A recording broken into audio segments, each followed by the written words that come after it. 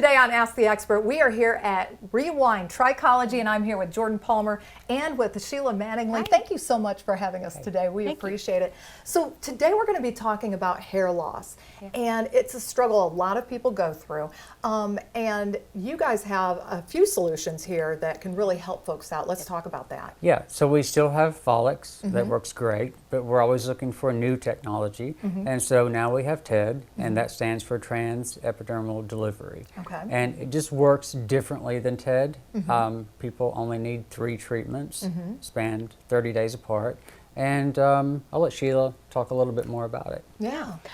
TED uses ultrasound waves and pressurized air, which penetrates the scalp to deliver the hair serum. Okay. And that works a lot differently than what we normally use, which is the microneedling, the special serums, the amino acids, growth factors, exosomes, and stuff directly into the patient's scalp. Yes.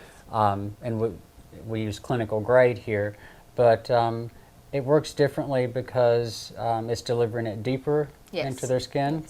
And it helps promote blood circulation, which improves the hair follicle health, which is going to help with the new hair growth. Very good. Quicker. Yeah, gotcha. Now, who would be a good candidate for this?